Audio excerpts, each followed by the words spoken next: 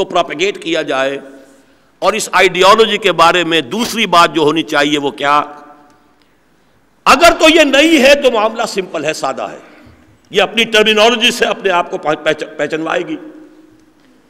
لیکن اگر پرانی ہے then it has to be reinterpreted in the current idiom, at the current level of consciousness. اس کی تعبیر جدید کی ضرورت ہوگی عہد حاضر کی اصطلاحات میں، عہد حاضر کی ذہنی سطح پر. اس کی وضاحت کوئی بعد میں آ جائے گی، لیکن یہ پہلا سٹیپ ہے.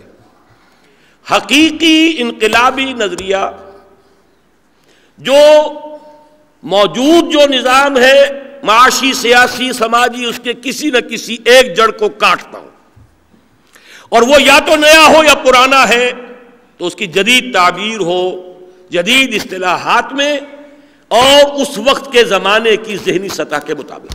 نمبر 2، اس کو پھیلائیے، عام کیجئے. نمبر 1. نمبر 2، اب جو لوگ اس آئیڈیالوجی کو قبول کر لیں فیس ویلیو پر، ایز سچ، جیسے کہ وہ آئیڈیالوجی ہے، انہیں آرگنائز کیا جائے into a revolutionary party, communist party. Marxism نظریہ تھا، پارٹی کمیونسٹ پارٹی، وہ آئیڈیالوجی تھی، یہ پارٹی بنی. اس پارٹی کے بارے میں بھی 2 باتیں ضروری ہیں. ایک تو انتہائی ڈسپلنڈ آرمی والا ڈسپلن ہونا چاہیے، اس لیے کہ تصادم پیش آنا ہے نظام کے ساتھ. تصادم پیش آنا تھا زار کی فوجوں کے ساتھ، تو کوئی لوز ایسوسیشن تو کام نہیں دے سکتی. ڈسپلنڈ. اور آرمی کا پرووربیل ڈسپلن کیا ہے؟ Listen and obey. Charge of the light brigade نظم پڑھی ہوگی، بہت سے نے پڑھی ہوگی. حکم دے دیا گیا لائٹ بریگیڈ کو، چارج کرو، حملہ کرو. انہیں معلوم ہے cannons to right of them, cannons to left of them, cannons in front of them, volleyed and thundered. توپیں لگی ہوئی ہیں دائنی طرف بھی، بائیں طرف بھی، سامنے بھی، اور آگ اور گولے اگل رہی ہیں. اور اس حالت میں حکم دے دیا گیا چارج. ہر ایک نے یہ سمجھا someone has blundered، کسی نے بڑی غلطی کی ہے. But there's not to reason why, there's but to do and die. So into the valley of death rode the 600. فوجی کا کام یہ ہے ہی نہیں کہ وہ پوچھے کیوں. اس طرح کی پارٹی اگر نہیں ہے تو انقلاب برپا نہیں کر سکتی. نمبر 2، اس پارٹی کے اندر کاڈرز نئے ہونے چاہیے، اور حیثیت کا تعین ہونا چاہیے کہ کتنی کس شخص نے قربانی دی ہے، اس کی ڈیپتھ آف کمٹمنٹ کیا ہے، سنسیریٹی کیا ہے. اگر وہ معاشرے میں پہلے سے پیدا شدہ جو بھی ہیں تقسیمیں اگر ان کو ریفلیکٹ کرے گی وہ پارٹی، تو پھر وہ ریولوشنری پارٹی نہیں ہے. فار ایگزامپل، ہندوستان میں برہمن اونچا ہے، شودر نیچا ہے. اگر کمیونسٹ پارٹی میں بھی برہمن اونچا ہو، شودر نیچا ہو، تو پھر وہ ریولوشنری پارٹی نہیں ہے. یہاں تو شودر کو موقع ہونا چاہیے، وہ محنت زیادہ کرتا ہے، مشقت کرتا ہے، قربانیاں دیتا ہے، جان جوکھوں میں ڈالتا ہے. He should come on the top. Number 3 step, training of the کارڈرز.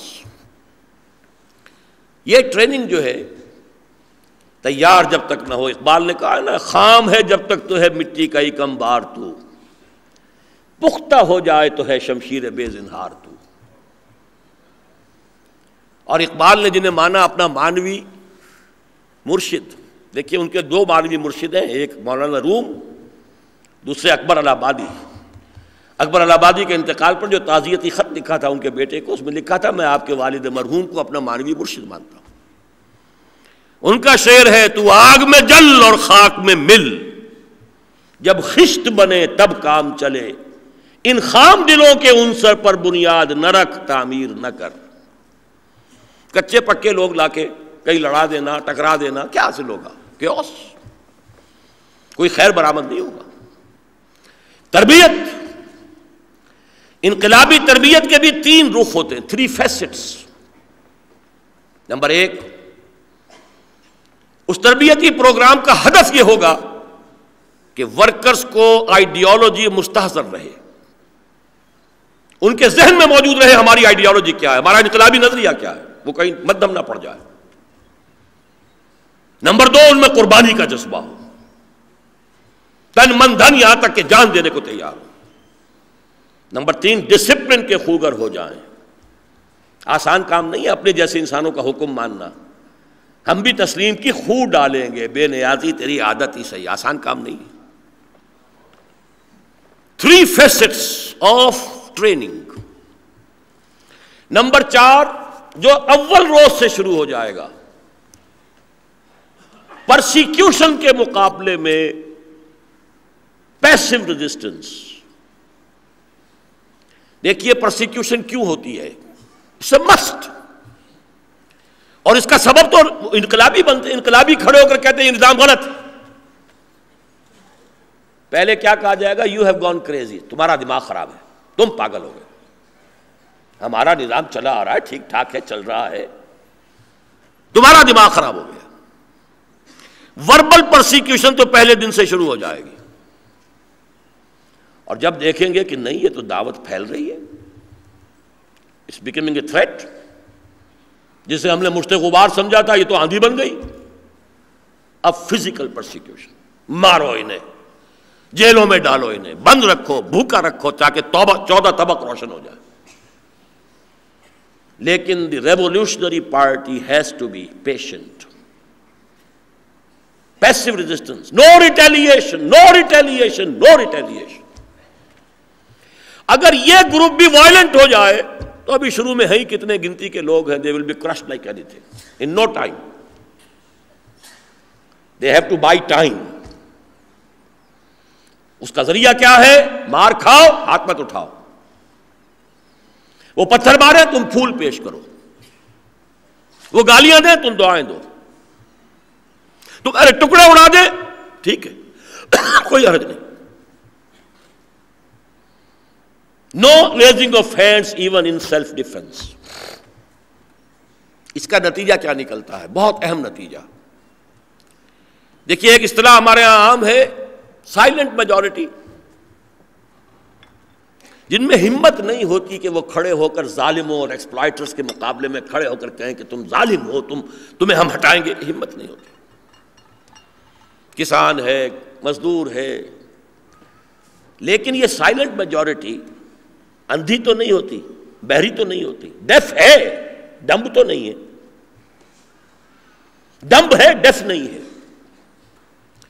وہ جب دیکھتے ہیں کہ آج ان کے اوپر یہ ظلم و ستم ہو رہا ہے، انہوں نے کون سے جرم کیے، کوئی جرم نہیں، صرف یہ کہہ رہے ہیں کہ یہ نظام غلط ہے، یہ نظام ظالمانہ ہے، یہ ایکسپلائٹیٹو ہے،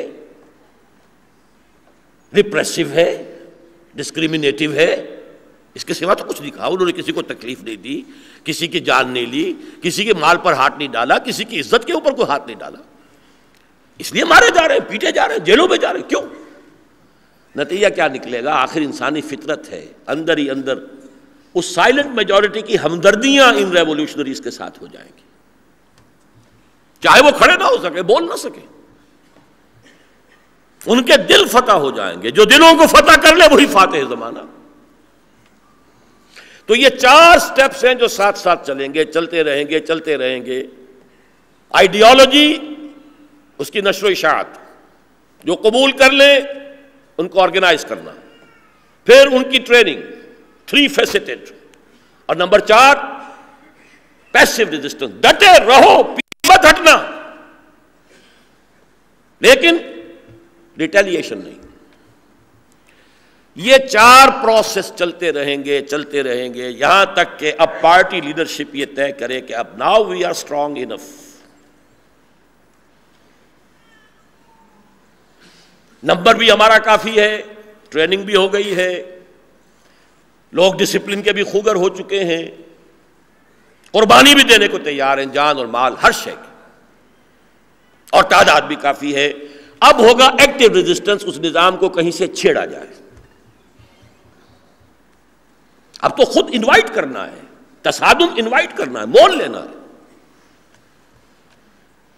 اس کے لیے بھی مثال، میں ساری مثالیں بھی باہر سے لا رہا ہوں، ابھی کہیں میں نہیں چاہتا اسلام اور سیرت النبی سے کوئی بات بھی آئے، میں نے ابھی تک تو احتیاط کی، کوئی لفظ نہ آئے قرآن کا، سنت کا، سیرت کا، تاکہ بالکل اس کو اسکیلیٹن جو ہے اس کا، اس میکینکس آف ریولوشن کا اسکیلیٹن وہ آپ پہ واضح ہو جائے۔ گاندھی نے کیا کیا تھا؟ نمک بناؤ تحریک۔ ہم نے کسی کو کچھ کہا نہیں، ہم نے کوئی لا اینڈ آرڈر کو خراب نہیں کیا، ہم تو کچھ بھی نہیں کر رہے۔ پرماتما کا سمندر ہے، پرماتما نے اس میں نمک پیدا کر دیا ہے، ہم نمک بنانے جا رہے ہیں۔ But what did it mean? It was a challenge to the taxation policy of British India. اس کی ایک ٹیکسیشن پالیسی ہے، چیلنج کر دیا آپ نے۔ اب وہ لاٹھیاں پڑی، بڑے بڑے لیڈر اس میں جو ہے زخمی ہوئے، ہزاروں جیل میں چلے گئے۔ لیکن یہ کہ یہ ہے ایک مثال جو میں نے آپ کو دی ہے، to invite a confrontation, active resistance, اور ایکٹیو ریزسٹنس کے بعد ظاہر بات ہے کہ پھر اوپن کنفرنٹیشن، جس کی دو شکلیں ہو سکتی ہیں، دو طرفہ جنگ، آرمڈ کلیش، آرمڈ کانفلکٹ، یا یک طرفہ جنگ، وہ یک طرفہ جنگ جس کا نقشہ ایرانیوں نے پیش کیا ہے، ان آرمڈ ریوولٹ۔ اس پر تفصیل سے بعد میں ہوگی۔ اگر یہ سارے پروسیس ترتیب سے آدمی گزرا ہے، تحریک گزری ہے، ایک سٹیپ کے بعد دوسرا سٹیپ پراپر ٹائم پر لیا گیا ہے، کامیابی ہو جائے گی۔ آخری نتیجہ اس آخری کنفرنٹیشن کے بعد ظاہر بات ہے یا تخت یا تختہ، تیسری کوئی شکل ہے ہی نہیں۔ either success and you take over or you are exterminated, annihilated۔ تیسرا کوئی امکان نہیں۔ یہ ہے 6 steps of revolution in any country۔ 7واں ہے اب exporting the revolution۔ حقیقی انقلاب کبھی جغرافیائی یا قومی یا وطنی حدود کے اندر نہیں رہا کرتا، محدود نہیں رہ سکتا۔ آئیڈیاز کے لیے نہ کوئی پاسپورٹ ہے نہ کوئی ویزا ہے، وہ ہوا کے مانند، بادلوں کے مانند ادھر سے ادھر، ادھر سے ادھر جائیں گے۔ اور صحیح انقلاب، حقیقی انقلاب کا لٹمس ٹیسٹ یہی ہے کہ وہ محدود نہ رہے، ایکسپینڈ کرے۔ French revolution was a real revolution, کہاں سے کہاں پہنچا۔ Bolshevik revolution was a real revolution, کہاں، لیٹن امریکہ تک پہنچ گیا۔ حضور کا ریولوشن ریئل ریولوشن، کہاں سے کہاں، آکسس ٹو اٹلانٹک، دریا جیہوں سے لے کر بحر اوقیانوس تک۔ یہ 7واں ہے۔ اب آئیے اس خاکے میں ہم ذرا سیرت کا رنگ بھر لیں۔ دعوت، انقلابی نظریہ، توحید۔ اب دیکھیے توحید کا لفظ میں بولتا آپ سمجھتے عقیدے کی بات ہے، توحید نرا عقیدہ نہیں ہے۔ اقبال سے پوچھئے، زندہ قوت تھی زمانے میں یہ توحید کبھی، اور اب کیا ہے فقط ایک مسئلہ علم کلام۔ ذات و صفات کی بحثیں ہو رہی ہیں۔ زندہ قوت تھی زمانے میں یہ توحید، سب سے بڑا انقلابی نظریہ، اس کی 3 کرونریز ہیں۔ پہلی کرونری، حاکمیت صرف اس کے لیے، کوئی انسان دوسرے انسان پر حاکم نہیں ہو سکتا۔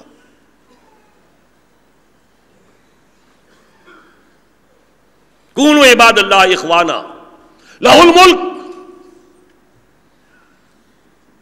الملک القدوس السلام المؤمن المہیمن العزیز الجبار المتکبر، لا یشرک فی حکمہ احدا، لم یکن لہ شریک فی الملک، سروری زیبا فقط اس ذات بے ہمتا کو ہے۔ یہ ہے توحید۔ دوسری کرونری، کوئی ملکیتی حق مقدس کسی کو حاصل نہیں، no sacred right of ownership for anyone, everything belongs to Allah۔ Politically حاکمیت اللہ کی خلافت انسانوں کے لیے، اور معاشی اعتبار سے ملکیت اور مالکیت اللہ کی، امانت لوگوں کے لیے، این امانت چند روزہ نزد ماست، در حقیقت مالک ہر شے خداست۔ حضرت شعیب علیہ السلام کی قوم نے یہی تو کہا تھا، یہ کیا ہے شعیب، تمہیں کیا ہو گیا ہے؟ یہ تمہاری دعوت، تمہارا دین، تمہاری نماز تمہیں اس بات پر آمادہ کر رہی ہے کہ ہم اپنے معبودوں کو چھوڑ دیں؟ او ان نفعل فی اموالنا ما نشاء، تم چاہتے ہو ہم پر قدغنے لگاؤ، ہم پر پابندیاں لگاؤ، ہم اپنے اموال میں جو چاہیں گے کریں گے، ہمارے مال ہیں، تم ہوتے کون ہو؟ نفی لہو ما فی السماوات و ما فی الارض، تمہارا تو اپنا وجود تمہارا نہیں ہے، اٹس اے سیکرٹ ٹرسٹ، یہ ہاتھ تمہارا نہیں ہے جیسے چاہو استعمال کر لو، یہ آنکھیں تمہاری نہیں ہیں، تمہارا یہ وجود بھی ایک ٹرسٹ ہے تمہاری خودی کے پاس۔ اور مکان ہو، یہ ہو، وہ ہو، کوئی آقا اپنے غلام کو کوئی کوٹھڑی دے دے، کوئی چرپائی دے دو تو وہ ملکیت ہو جاتی ہے اس کی، ہاں استعمال کرو۔ این امانت چند روزہ نزد ماست، در حقیقت مالک ہر شے خداست۔ اور یہ کوئی اس صدی کا کمیونسٹ شاعر نہیں ہے، شیخ سعدی ہیں رحمۃ اللہ علیہ۔ ہاں پھر یہ کہ اس کی تعبیر اقبال نے کی ہے، رزق خود را از زمین بردن رواست، این متاع بنداؤ مل کے خداست۔ اس زمین سے رزق نکال لینا جائز ہے، لیکن یہ انسان کے لیے استعمال کی چیز ہے، ملکیت نہیں، مل کے خداست۔ این متاع بنداؤ مل کے خداست۔ اور تیسری کرولری توحید کی،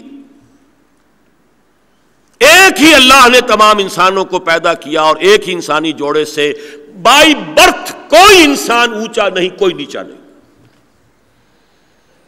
یا ایھا الناس انا خلقناکم من ذکر و انثی وجعلناکم شعوبا وقبائل لتعارفوا، بائی برتھ گیون ہے، رنگ ہے چہرے کا، کھال کا اللہ کا دیا ہوا ہے، نقش و نگار اللہ کے دیے ہوئے ہیں، زبان ہے جہاں اللہ نے پیدا کر دیا، جو بولی سیکھی ہے بچپن وہ بول رہا ہے۔ یہ گیون چیزوں کی بنیاد پر کوئی اونچا نہیں، کوئی نیچا نہیں۔ ایون سیکس، مرد برتر نہیں ہے عورت سے، انتظامی اعتبار سے معاملہ اور ہے، شوہر اور بیوی کے درمیان انتظامی اعتبار سے جو حقوق اور فرائض کا توازن آئے گا وہ علیحدہ شے ہے، ورنہ ہیومن بینگ کی حیثیت سے human dignity, human honour is shared equally by both. ارب ہاں ارب انسان ہوں گے، دیکھیں گے حضرت مریم کو اور حضرت خدیجہ کو اور حضرت فاطمہ کو، حضرت عائشہ کو، کیا مقامات ہوں گے ان کے۔ یہ ہے نظریہ محمد کا صلی اللہ علیہ وسلم، انقلابی نظریہ، زندہ قوت تھی زمانے میں یہ توحید کبھی، اور اب کیا ہے مسئلہ علم کلام۔ آگے چلیے، جنہوں نے اس کو قبول کر لیا اب ان کو منظم کرنا ہے، کیسے کریں؟ حضور کے ہاں ہمیں تنظیم کی دو بنیادیں ملتی ہیں۔ اصل بنیاد، بنیادی بنیاد رسالت اور امتی کا تعلق، جس نے مان لیا محمد کو کہ اللہ کے نبی ہیں، رسول ہیں، مطیع ہو ہی گیا۔ ما کان لمؤمن ولا مؤمنۃ اذا قضى الله ورسوله امرا ان يكون لهم الخيرة في امرهم، اب کوئی اختیار، کوئی چوائس رہا ہی نہیں۔ اصل میں تو یہ تھی بنیاد، رسالت کی بنیاد پر تنظیم ہو رہی ہے۔ جس نے مانا ہاں آپ اللہ کے نبی ہیں، رسول ہیں، مطیع ہو گیا۔ وما ارسلنا من رسول الا ليطاع باذن الله، من یطع الرسول فقد اطاع اللہ۔ لیکن ایک دوسری بنیاد آپ نے اختیار کی، اور بڑا اہم مسئلہ ہے، کیوں کی؟ بغیر کسی ضرورت کے تو کوئی کام نہیں کیا جاتا۔ یہ تو مینٹل ڈیرینجمنٹ کی بات ہے کہ کوئی بغیر ضرورت کے کوئی کام کرے، کار عبث، دماغی عدم توازن کا ثبوت ہے۔ حضور نے بیعتیں کیوں لی؟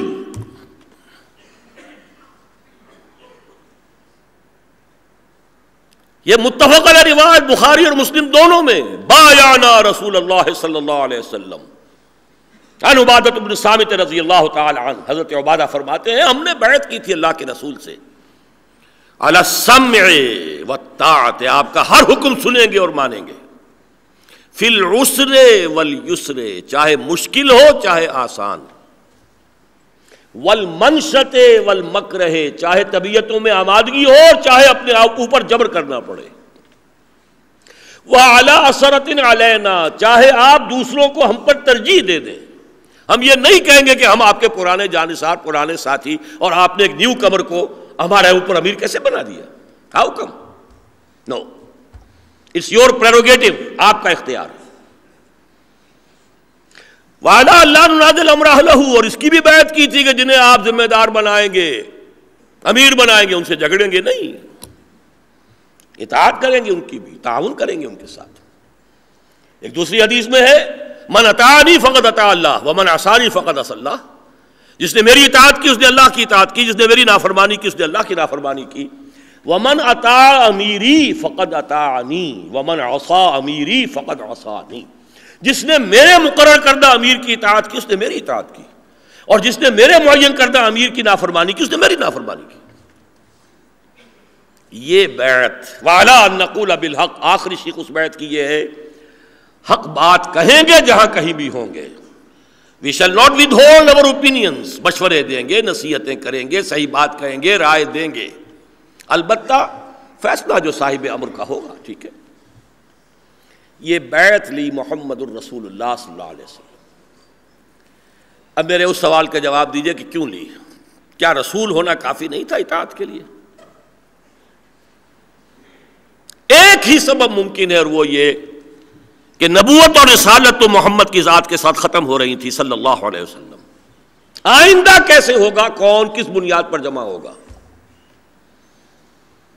آئندہ تو اگر ہوں گی تو جھوٹی نبوتیں ہوں گی، اور جھوٹی نبوتوں پر بھی جو جماعتیں اور تنظیمیں بنی آپ نے دیکھا کتنی مضبوط رہی۔ بہائیوں کی تنظیم ہو، قادیانیوں کی ہو، جھوٹی نبوت، تو محض نبوت کی بنیاد پر تنظیم بہت مضبوط تھی۔ بیعت لی ہے فار پوسٹیریٹی، آنے والوں کے لیے، آئندہ کے لوگوں کے لیے کیا بنیاد ہوگی؟ ایسوسیشن کی۔ On what basis? یہی وجہ ہے پھر خلافت ہوئی تو بیعت پر۔ خلافت غلط رخ پر جا رہی تھی، اسے صحیح کرنے کے لیے جو بھی میدان میں آئے، چاہے وہ حسین ابن علی تھے اور چاہے عبداللہ ابن زبیر تھے رضی اللہ تعالی عنہم، بیعت کی بنیاد پر۔ پھر حسن زکیہ اٹھے تو نفس زکیہ، وہ بھی بیعت کی بنیاد پر۔ بادشاہت بنی تو بیعت، اور اگر ارشاد اور اصلاح نفس کا معاملہ ہوا تو بیعت ارشاد۔ اور پچھلی صدی میں جتنے جہاد ہوئے سب بیعت کی بنیاد پر۔ سید احمد بریلوی رحمۃ اللہ علیہ بیعت، مہدی سوڈانی بیعت، سنوسی بیعت۔ یہ ہے اصل میں طریق تنظیم۔ نمبر 3، تربیت۔ نمبر 1 میں نے کہا تھا، نظریہ کو مستحضر رکھنے کے لیے قرآن کو ہیمر کرتے رہو، ہیمر کرتے رہو، ہیمر کرتے رہو۔ راتوں کو کھڑے رہو، قم اللیل الا قلیلا نصفہ او انقص منہ قلیلا او زد علیہ ورتل القرآن ترتیلا۔ اندازہ تو کیجئے اس وقت تک قرآن کتنا ابھی نازل ہوا تھا، کتنا قرآن تھا ابھی؟ 2/3 رات۔ ان ربک یعلم انک تقوم ادنی من ثلثی اللیل ونصفہ وثلثہ وطائفۃ من الذین معک۔ 2/3 رات کھڑے، کتنے قرآن کے؟ Repetition, repetition, repetition, hammer it, hammer it, hammer it. Iqbal کہتا ہے، چوں بجاں در رفت جہاں دیگر شود، جہاں چو دیگر شد جہاں دیگر شود۔ جب یہ قرآن کسی کے اندر سرایت کر جاتا ہے، اس کے اندر انقلاب برپا کر دیتا ہے۔ This is the change from within, اندر سے تبدیلی۔ سوچ بدل گئی، نظریات بدل گئے، ویلیوز بدل گئیں۔ پہلے زندگی سب سے زیادہ متاع عزیز تھی، اب موت سے بڑھ کر کوئی شے عزیز نہیں۔ نشان مرد مومن باتوں گویم چو مرگ آیت تبسم بر لب اوست۔ شہادت ہے مطلوب و مقصود مومن، نہ مال غنیمت نہ کشور کشائی۔ یہ ضیاء الحق صاحب کی نافذ کردہ نماز نہیں تھی جو صرف ظہر کی پڑھی جاتی تھی دفتروں میں۔ یہ نماز وہ تھی جو اندر سے برآمد ہوتی تھی۔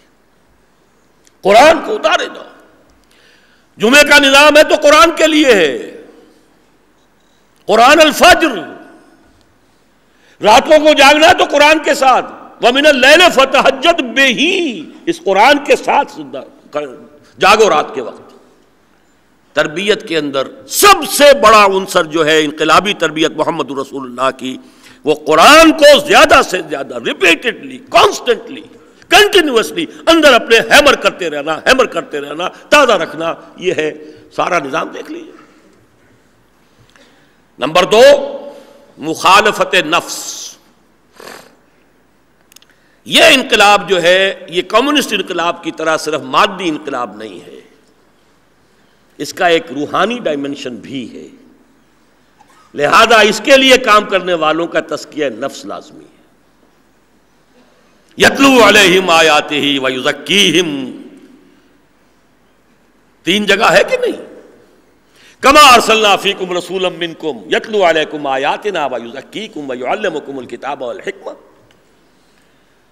لقد من اللہ علی المؤمنین اذ بعث فیہم رسولا من انفسہم یتلو علیہم آیاتہ ویزکیہم ویعلمہم الکتاب والحکمہ، هو الذی بعث فی الامیین رسولا منہم یتلو علیہم آیاتہ ویزکیہم ویعلمہم الکتاب والحکمہ۔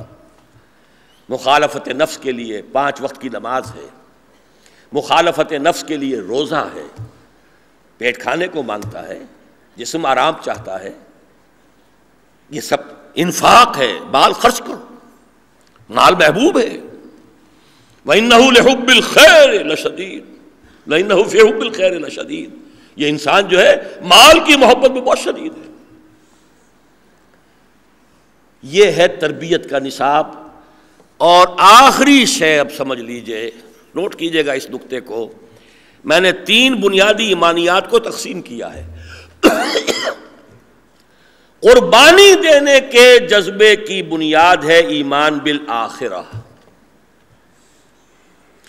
جو کچھ دو گے 700 گنا ملے گا کم سے کم، اور یہ موت یہاں اگر ہو گئی فوری طور پر، اگر شہادت کی موت ہے اللہ کی راہ میں قتل ہو جاؤ تو حساب کتاب بھی نہیں، یہ عالم برزخ بھی نہیں، سیدھے جنت میں جاؤ گے۔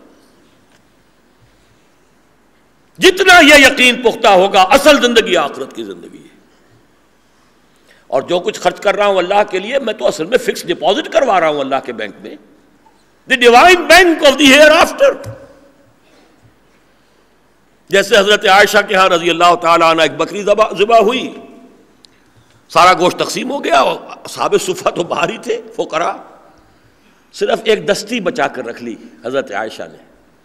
حضور کو دستی کا گوشت پسند تھا، آپ تشریف لائے، پوچھا ما بقیہ منہا، اس بکری میں سے کیا بچا؟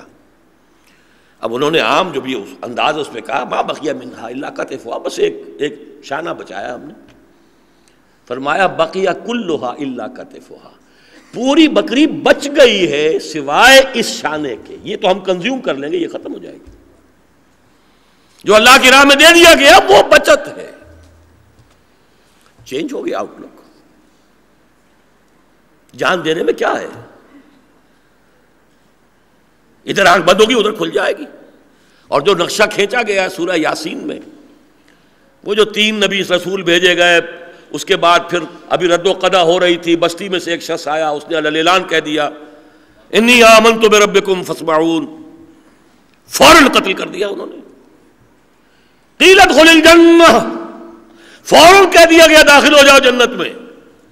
قال یا لیت قومی یعلمون بما غفر لی ربی وجعلنی من المکرمین، انہوں نے کہا کاش میری قوم کو پتہ چل جائے، میری بیوی کو پتہ چل جائے، میرے بچوں کو پتہ چل جائے، میرے والدین کو، انہیں غشی طاری ہو رہی ہوگی کہ مجھے مار دیا گیا، کسی طرح انہیں معلوم ہو جائے میرا کیا اکرام ہوا ہے۔ بما غفر لی ربی وجعلنی من المکرمین، یا لیت قومی یعلمون، کاش کہ میری قوم کے علم میں آ جائے، بما غفر لی ربی وجعلنی من المکرمین، کہ میرے رب نے میرا کیا اکرام فرمایا ہے۔ یہ اگر یقین منحصر مرنے پہ ہو، جس کی امید نا امیدی اس کی دیکھا چاہیے۔ یہ دیکھا آپ نے، ایمان باللہ یا توحید یہ انقلابی نظریہ ہے۔ رسالت بنیاد تھی ابتدائی تنظیم کی، آخرت بنیاد ہے ایثار اور قربانی کی۔ whatever you give, whatever you spend, even your lives. وَلَا تَقُولُوا لِمَنْ يُقْتَلُ فِي سَبِيلِ اللَّهِ أَمْوَاتٌ بَلْ أَحْيَاءٌ وَلَكِنْ لَا تَشْعُرُونَ وَلَا تَحْسَبَنَّ الَّذِينَ قُتِلُوا فِي سَبِيلِ اللَّهِ أَمْوَاتًا بَلْ أَحْيَاءٌ عِنْدَ رَبِّهِمْ يُرْزَقُونَ فَرِحِينَ بِمَا آتَاهُمُ اللَّهُ مِنْ فَضْلِهِ. جس کو یہ یقین ہو جائے. اب آئیے چوتھا مرحلہ، پیسو ریزسٹنس. اس کو دو حصوں میں تقسیم کر لیجئے. For the first 3 years, the whole persecution was only verbal and centered on the person of Muhammad sallallahu alaihi wasallam. 3 برس تک سوائے حضور کے کسی اور کو نہیں ستایا گیا. اور یہ ستانا بھی کوئی جسمانی تکلیف اور اذیت سے نہیں بلکہ زبانی کوفت. پاگل ہیں، مجنون ہیں، شاعر ہیں، ساحر ہیں، مسحور ہیں، کذاب ہیں، معاذ اللہ. ایک رکھا انہوں نے اپنے ہاں، غلام ہے بڑا کوئی باہر کا ایرانی، بڑا عالم ہے یا شامی رومی، اس سے ڈکٹیشن لیتے ہیں. اکتتبہا، ڈکٹیشن لے لیتے ہیں، ہم پر آ کر ڈھونس جماتے ہیں. یہ سب تورات کی ڈکٹیشنز ہیں ان کے پاس. یا تملا علیہ بکرۃ واصیلا، صبح و شام ابلا کرایا جاتا ان کو. مقصد کیا تھا؟ ان کے نزدیک اس سارے فساد کی جڑ، اس بس کی گانٹھ محمد کی ذات ہے. اگر ان کی کریکٹر اسیسینیشن ہو جائے and if his will is killed, سب معاملہ ختم ہو جائے گا، ٹھیک ہو جائے گا. قوت ارادی داعی کی ختم ہو جائے اور کسی کو چھیڑنے کی ضرورت ہی نہیں، کسی کو ستانے کی، کسی کو تکلیف دینے کی کیا ضرورت ہے. پہلے 3 سال کی جو ہے پرسیکیوشن یہ ہے. اسی لیے اب یہ نہ سمجھے کہ حضور کو دکھ نہیں ہوتا تھا. وَلَقَدْ نَعْلَمُ أَنَّكَ يَضِيقُ صَدْرُكَ بِمَا يَقُولُونَ. اے نبی ہمیں خوب معلوم ہے آپ کا سینہ بھنچتا ہے ان چیزوں کو سن کر جو یہ کہہ رہے ہیں. فَاصْبِرْ عَلَى مَا يَقُولُونَ. صبر کیجئے، جو کچھ یہ کہہ رہے ہیں صبر کیجئے، جھیلیے. وَاصْبِرْ لِحُکْمِ رَبِّكَ. اپنے رب کے فیصلے کا انتظار کیجئے.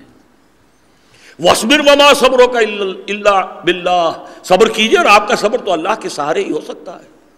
وَاصْبِرْ كَمَا صَبَرَ أُولُو الْعَزْمِ مِنَ الرُّسُلِ. صبر کیجئے جیسے ہمارے اور اولو العزم رسول صبر کرتے رہے ہیں. ذرا یاد کیجئے ہمارے بندے نوح کو 950 برس تک صبر کیا. لیکن چوتھے سال سے فزیکل پرسیکیوشن شروع ہوئی. اور یہ فزیکل پرسیکیوشن جو ہے یہ 2 طبقات پر ہوئی بنیادی طور پر. یا غلام، وہ تو ان کے رحم و کرم پر تھے، انہیں حقوق ملکیت حاصل تھے، کسی کو قتل کر دیں تو کہیں کوئی مقدمہ نہیں، کوئی پرچہ نہیں، کوئی خون بہا نہیں، میرا غلام ہے، آپ کی بکری ہے، آپ نے جب چاہ ذبح کر دی.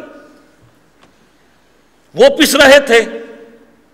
اور یا نوجوان، بڑوں کو ان پر اختیار حاصل ہوتا، اعلیٰ گھرانوں کی چشم و چراغ ہے، مصعب بن عمیر ہے، ننگے مادرزاد برہنہ کر کے گھر سے نکال دیے گئے. مادرزاد برہنہ، کسی کو باندھا ہوا ہے گھر کے اندر. حضرت عثمان رضی اللہ تعالیٰ عنہ کو ان کے چچا نے ایک چٹائی کے اندر لپیٹا اور دھواں دے دیا، دم گھٹ رہا ہے. تبھی تو آخر ہجرت کی ہے اپنی زوجہ محترمہ بنت رسول حضرت رقیہ رضی اللہ تعالیٰ عنہ کے ساتھ.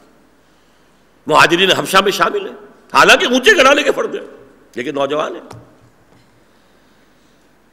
تیسری کیٹیگری اور بھی تھی. قریش میں کچھ ایسے لوگ بھی تھے مکے میں آباد کہ جو قرشی نہیں تھے، غلام بھی نہیں تھے، لیکن باہر سے آ کر آباد ہو گئے. اور وہاں آباد ہو سکتا تھا کوئی غیر قرشی کسی قرشی کی امان لے کر. حضرت یاسر رضی اللہ تعالی عنہ یمن سے آئے تھے، خواب دیکھا تھا انہوں نے کہ آخری نبی کا ظہور ہونے والا ہے اور مکے میں ہوگا. اس خواب کی بنا پر آئے.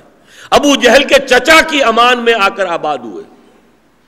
چچا لحاظ شریف انسان تھا، وہ مر گیا، اب ان کے اوپر سارے اختیارات ابو جہل کے تھے. اسی مرحوم چچا جو تھا اسی کی ایک کنیز تھی یہ حضرت سمیہ رضی اللہ تعالی عنہ، اس کی اجازت سے ان سے شادی کی. ان سے حضرت عمار جو ہیں ان کی ولادت ہوئی. یہ 3 افراد کا گھرانہ تھا. بدترین ٹارچر انہیں دیا ہے ابو جہل نے. اور جب پھر شہید کیا ہے تو شرمگاہ میں برچھا مارا ہے، بیٹے کے سامنے برہنہ کیا. پہلے بہرحال بدترین پرسیکیوشن. لیکن اس وقت صرف یہ عرض کرنا ہے آپ سے, for 12 long years it was the order of the day. پورے 12 سال, 8 سال شمار کر لیجئے پہلے 3 نکال کر, 8 سال تک حکم یہ تھا کفو ایدیکم, اپنے ہاتھ بندے رکھو, نو ریٹیلیشن, نو ریونج. یہ نہیں کہ انتقامی جذبات پیدا نہیں ہو رہے تھے, لیکن نغمہ ہے بلبل شوریدہ تیرا خام, ابھی اس نے اپنے سینے میں اسے اور ذرا تھام, ابھی ایک وقت آئے گا تمہارے ہاتھ کھول دیے جائیں گے.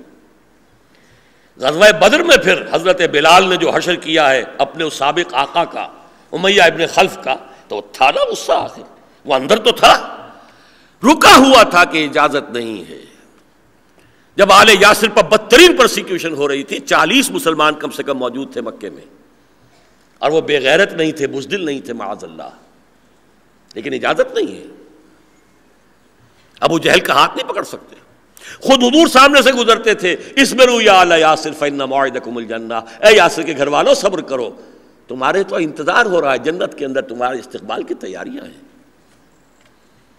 کوئی دیر کی بات ہے, جھیل جاؤ. بہرحال یہ چوتھی دعوت, تنظیم, تربیت اور صبر محض, 4 چیزیں continuous continuous continuous continuous 12 years. اور یہاں علامہ اقبال کا شبد میں نے آپ کو وہ 2 شعر پچھلی مرتبہ سنائے تھے, پورے پروسیس کو اقبال نے 2 مصروں میں سمیٹ دیا. پہلے مصرے میں انقلاب کا فلسفہ لائے ہیں, گفتند اللہ نے مجھ سے کہا, گفتند جہان ماں آیا بتمی سازت, ہم نے اے اقبال تمہیں اپنی جس دنیا میں بھیجا ہے تمہیں وہ پسند آئی؟ گفتم کے نمی سازت, میں نے کہا نہیں مجھے پسند نہیں. یہاں ظلم ہے, یہاں ٹرننی ہے, یہاں پر ریپریشن ہے, یہاں ایکسپلائٹیشن ہے, یہاں بد اخلاقی ہے, نہیں پسند. گفتند کے برہم زن, اللہ نے کہا توڑ پھوڑ کے رکھ دو پھر اس کو. لیکن توڑ پھوڑ کے کیسے رکھ دیں, کوئی شیشہ تو نہیں, کانچ تو نہیں. اب اگلا شعر ہے, با نشہ درویشی در ساز و دمادم زن, چوں پختہ شوی خود را بر سلطنت جم زن. پہلے تو نشہ درویشی کے ساتھ سازگاری اختیار کر لو, دعوت ہے, تبلیغ ہے, صبر ہے, گالیاں دے رہے ہیں تو انہیں دعائیں دے رہے ہیں, پتھر مار رہے ہیں تو انہیں پھول پیش کر رہے ہیں, جو تکلیفیں پہنچا رہے ہیں ان کے لیے جھولی پسار پسار کر اللہ سے دعائیں کر رہے ہیں, یہ درویشی ہے. با نشہ درویشی در ساز و دمادم زن, دمادم زن, دمادم زن. جو پختہ شوی, وہی لفظ پختہ آ گیا, خام ہے جب تک تو ہے مٹی کا ایک انبار تو, اور پختہ ہو جائے تو ہے شمشیر بے زنہار تو. چوں پختہ شوی خدرا بر سلطنت جم زن, اب اپنے آپ کو سلطنت جم سے ٹکرا دو. یہ ہے دوسرا مرحلہ. اس دوسرے مرحلے کو 3 سب لیولز میں تقسیم کیا میں نے, 4 تو پہلے ہو گئے, 4 + 3 7. دعوت توحید, تنظیم بر بناء رسالت, تربیت, قرآن اور عبادات اور ایمان بالآخرت کے ذریعے, اور صبر محض. اب جو 3 ہے, ایکٹیو ریزسٹنس, یہ ہے جو سیرت نبوی کا سب سے زیادہ وہ باب ہے جو چھپا دیا گیا نگاہوں سے. ہجرت کے فوراً بعد active resistance, challenge to the system شروع ہوا ہے. یہ باب اس لیے نگاہوں سے چھپا دیا گیا کہ پچھلے کولونیل رول کے دوران ہم پر تنقیدیں کی گئیں, بوئے خون آتی ہے اس قوم کے افسانوں سے. اسلام تو تبلیغ جو ہوئی ہے اس کی تلوار سے ہوئی ہے. اب نے کہا نہیں جی نہیں, یہ کیا بات آپ کہہ رہے ہیں, حضور نے تو جنگ لڑی تھی صرف دفاعی, آپ نے کبھی کوئی آغاز نہیں کیا. اس بنیادی غلطی, اپولوجیٹک انداز, معذرت خانہ انداز, انہیں سیرت کا ایک درخشاں باب نگاہوں سے اوجھل کر دیا. شبل ذکر ہی نہیں کرتے, انا للہ و انا الیہ راجعون. یہ اس دور کے آدمی ہے نا, جبکہ جب برطانیہ بہادر کا جو سورج ہے وہ نصف النہار پر تھا, اور کبھی ان کی سلطنت کے اوپر سورج غروب ہی نہیں ہوتا تھا. ہمارا وہ معذرت خانہ دور تھا. اب آج اس کو میں چاہتا ہوں اچھی طرح سمجھ لیں، باقی چیزوں کی کوئی ضرورت خاص نہیں تھی۔ دیکھیے ہجرت کے فوراً بعد حضور نے صرف 6 مہینے توقف کیا ہے، صرف 6 مہینے۔ 6 مہینوں میں 3 کام کیے، تینوں کو آپ گروپ کر سکتے ہیں، consolidation of his position at Medina, مدینے میں اپنی پوزیشن کو مضبوط کیا۔ نمبر 1 مسجد نبوی کی تعمیر، اب یہ گورنمنٹ ہاؤس بھی ہے، یہی درسگاہ بھی ہے، یہی خانقاہ بھی ہے، تربیت گاہ بھی ہے، عبادت گاہ بھی ہے۔ نمبر 2 ایک مہاجر ایک انصاری، بھائی بھائی، اور کیسا بھائی چارہ، اس وقت تک پردے کے احکام تھے ہی نہیں، تمام انصاریوں نے اپنی دکانیں تقسیم کر دیں، اپنے گھر تقسیم کر دیے، دیواریں کھڑی کر دیں، یہاں تک کہ ایک انصاری اپنے مہاجر بھائی کو گھر لے گئے، 2 بیویاں تھیں، کہا تم چوز کر لو جس کو تم پسند کرو، یور چوائس از نمبر 1، میں اسے طلاق دے دوں گا، تم شادی کر لو، میں برداشت نہیں کر سکتا، محمد نے تمہیں میرا بھائی قرار دیا ہے، میرے گھر میں 2 بیویاں ہوں اور تمہارا گھر آباد نہ ہو۔ یہ نوٹ کر لیجیے، اس وقت تک پردہ نہیں تھا، عرب میں کوئی پردہ نہیں تھا، پردے کے احکام سن 5 میں آنے شروع ہوئے، سن 5 اور 6 ہجری میں جا کر ان کی تکمیل ہوئی ہے۔ نمبر 3 یہودیوں کو جکڑ لیا معاہدوں کے اندر، جوائنٹ ڈیفنس آف مدینہ۔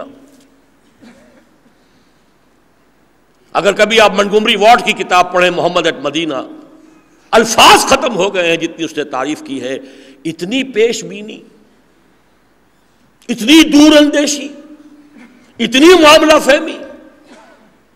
اسی لیے تو ٹائنبی نے بڑا ذہن میں بجھا ہوا جملہ کہا ہے نا کہ Muhammad fled as a prophet but succeeded as a statesman. مکے میں نظر آتا ہے محمد مبلغ ہے، داعی ہے، عیسیٰ کا سرنگ نظر تو آتا ہے نا، آخر عیسیٰ کبھی گلیلی میں ہے، کبھی یہاں ہے، کبھی وہاں ہے، یہ بھی گلیوں میں گھوم رہے ہیں، حج کے موقع پہ جا رہے ہیں، وہ دعوت ہے، تبلیغ ہے، نصیحت ہے، یہی ہو رہا ہے نا۔ But there he fled, he had to flee, یہ تو اسے فلائٹ کہتے ہیں نا۔ مدینے میں آ کر تو ایک اور ہی محمد ہمیں نظر آتا، اسٹیٹس مین ہے، بڑا مدبر، بڑا سیاستدان، بڑا شہ سوار، بڑا سپہ سالار، ہی سکسیڈڈ ایز اے اسٹیٹس مین۔ اور اس ایک جملے کی شرح کی ہے اس نے منٹگومری وارڈ نے، جسے ہمارے ہاں بڑا بلایا گیا تھا سیرت کے جلسے میں مین مقرر کی حیثیت سے۔ یہ کنٹراسٹ شو کیا اس نے کہ محمد ایٹ مکہ ایک کتاب، محمد ایٹ مدینہ دوسری کتاب، یہ بالکل ایک دوسرے کی ضد ہے۔ انہیں کون بتایا کہ یہ اس ریولوشنری پروسیس کی سٹیجز ہیں، اسی لیے میں نے جنرلائز سٹیجز آپ کے سامنے پہلے رکھ دی ہیں۔ بہرحال یہ نوٹ کر لیجئے کہ 7ویں مہینے سے حضور نے شروع کر دی ہے مہمات بھیجنی۔ 8 غزوات یا سرایا غزوہ بدر سے پہلے ہیں، 1.5 سال کے اندر اندر۔ رمضان سن 1 سریہ سیف البحر حضرت حمزہ کو بھیجا 30 افراد کے ساتھ۔ شوال سن 1 سریہ رابغ عبید اللہ ابن حارث کو بھیجا۔ ذوالقعدہ سن 1 سریہ خرار سعد ابن ابی وقاص کو بھیجا، ان کے ساتھ 30۔ صفر سن 2 غزوہ ابوا۔ ربیع الاول سن 2 غزوہ بوات۔ ربیع الاول سن 2 ہی میں صفوان یا بدر اولا۔ پھر جمادی الاولا جمادی الاخری میں خود حضور نکلے غزوہ ذوی العشیرہ، اور پھر رجب میں سریہ ہوا ہے نخلا کا۔ یہ 1.5 سال کے اندر 8 مہمیں ہیں، جن میں 4 میں خود محمد الرسول اللہ شریک رہے۔ 4 غزوات، 4 سرایا۔ دس is the active resistance, challenge, چھیڑنا، سانپ کو بل سے نکالنا۔ یہ فلائٹ نہیں تھی، ہجرت تھی۔ آلٹرنیٹ بیس کے لیے گئے تھے محمد صلی اللہ علیہ وسلم، وہاں جا کر کھجوروں کی ٹھنڈی چھاؤں میں بیٹھنے کے لیے نہیں گئے تھے۔ دین کا غلبہ آپ کا فرض منصبی تھا۔ آج بھی آپ نے وہ آیات سن لی، هو الذی ارسل رسولہ بالہدی ودین الحق لیظہرہ علی الدین کلہ۔ اظہار دین حق، غلبہ دین حق، مقصد بعثت محمدیہ صلی اللہ علیہ وسلم۔ بہرحال ان کا مقصد کیا تھا یہ نوٹ کیجئے۔ اب یہ جو چھوٹے چھوٹے آپ نے گروپس بھیجے، چھاپا مار دستے کہہ لیجئے، 30 آدمی، 31 آدمی، 1+30 1+30۔ جدید اصطلاحات میں سمجھیے economic blockage of Mecca life line تھی، caravan route going to Syria in the north, to Yemen in the south. اسی میں خوشحالی تھی. ان کے قافلوں پہ کوئی حملہ نہیں کرتا تھا کیونکہ مکے کے کسٹوڈینز تھے کعبے کے، کعبے میں سب کے بت رکھے ہوئے تھے، گویا کہ سب کے خدا ان کے ہاسٹیجز تھے. اگر ان کے قافلے کو لوٹیں تو وہ خدا جو ہے وہاں سے توڑ پھوڑ کے پھینک دیا جائے گا. لہذا منوپلی حاصل ہو گئی ایسٹ ویسٹ ٹریڈ کی. اس وقت تک آپ کو معلوم ہے نہ تو سویز کینال تھی ابھی، نہ round the Cape of Good Hope جو واسکو ڈی گاما نے راستہ تلاش کیا وہ انسان کو معلوم تھا. ایسٹ ویسٹ ٹریڈ جو تھی پورے چین، ہندوستان اور ہند چینی اور یہ ملایا بورنیو سماٹرا سے مال آتا تھا یمن کے ساحل پر، یورپ کا مال آتا تھا فلسطین کے ساحل پر.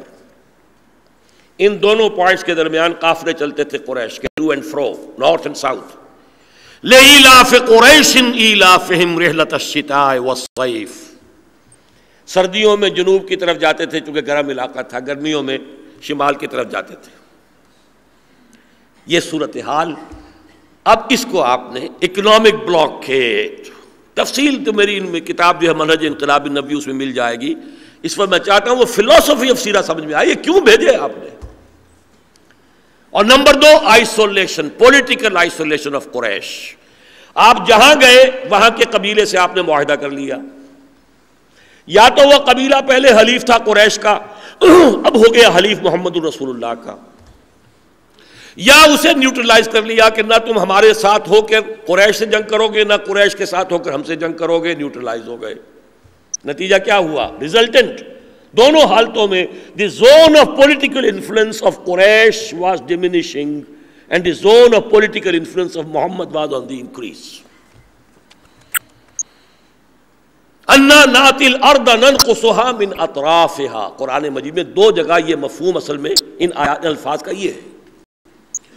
اس کا نتیجہ ہے پھر آرمڈ کانفلکٹ.